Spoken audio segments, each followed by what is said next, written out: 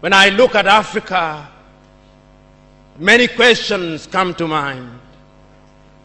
Many times I ask myself, what would happen if Mwalimu were to rise up and see what is happening? Many times I ask myself, what would happen if Kwame Nkrumah and Patrice Emery Lumumba were to rise up and see what is happening? Because what they would be confronted with is an Africa where the Democratic Republic of Congo is unsettled. There is a war going on there, but it is not on the front pages of our newspapers because we don't even control our newspapers and the media. As I speak to you, the Central African Republic is at war, but we talk of it only mutedly.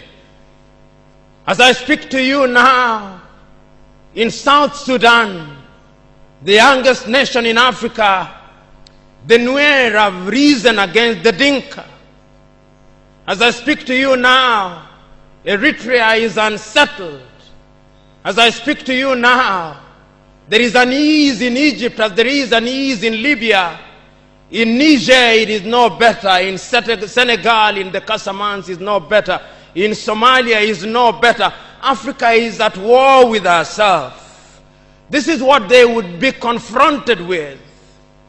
They would be confronted with an Africa which statisticians and romantic economists say is growing, but which in truth is stagnated. That is the Africa that they would be confronted with.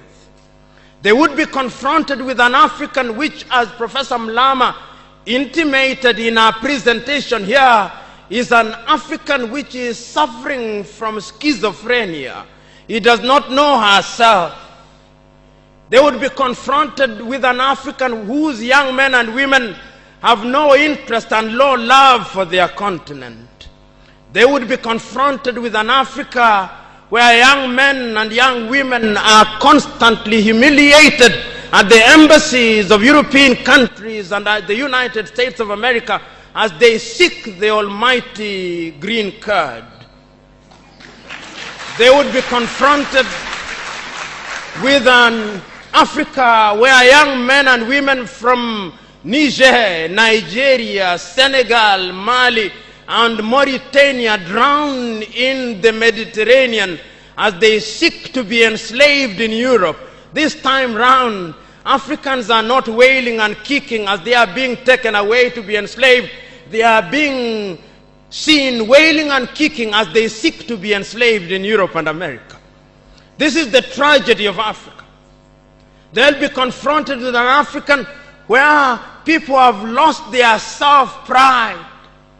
An Africa where Africans are not proud of their things.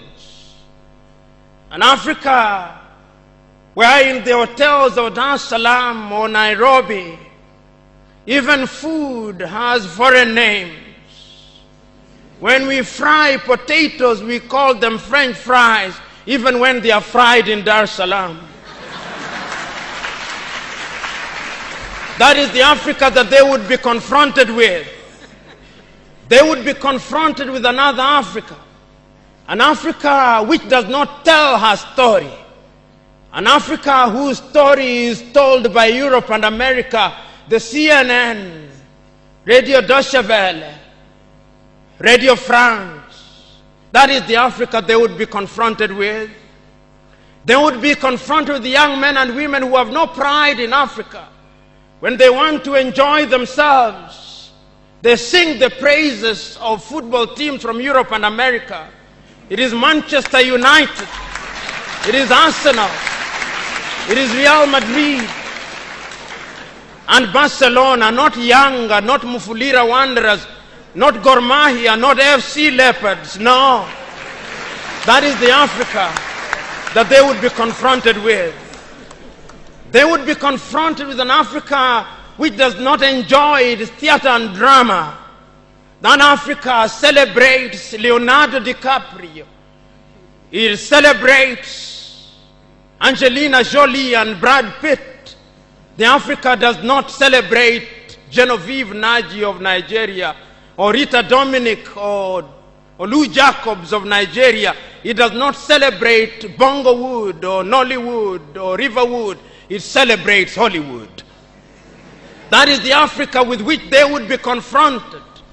They would be confronted with African women whose greatest source of joy is cheap grade B Mexican soap opera, La Patrona, La Mujer de mi Vida, The Rich Also Cry. Why must we remind ourselves of these realities? Because throughout the ages, the battle has always been the battle of the mind. And if your mind is conquered, then you are going nowhere. And that is why in the ages of enlightenment in Europe, the great René Descartes said, cogito ergo sum, I think, therefore I am. And therefore, if Africans are to begin to make a contribution in their affairs, Africans must begin to think. But the question is, are we thinking? We have universities in their numbers. Tanzania has universities including Dar es Salaam. Nairobi has universities, as indeed Kampala, as indeed South Africa, Johannesburg. We have all these universities. We have engineers.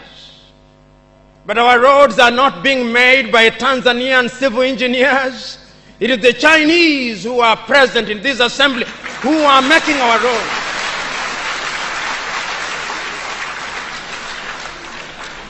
So we have engineers who cannot even make roads. We have doctors whom we have trained. But when we are sick, particularly if we are of the political class, depending on who colonized you, if you are colonized by the United Kingdom, you rush to London. If you are colonized by the French, you rush to Paris. If you are colonized by the Portuguese, you rush to Lisbon. And if you are colonized by the Spaniards, you rush to Madrid, Spain. And recently, because the Asians are beginning to get their act together, we run to India.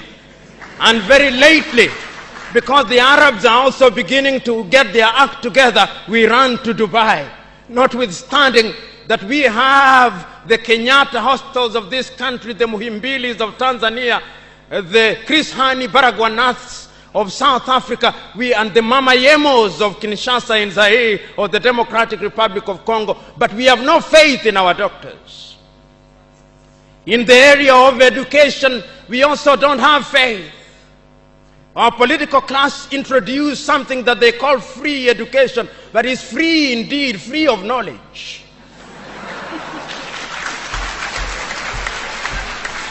Because they are so suspicious of those institutions that the typical African politician would not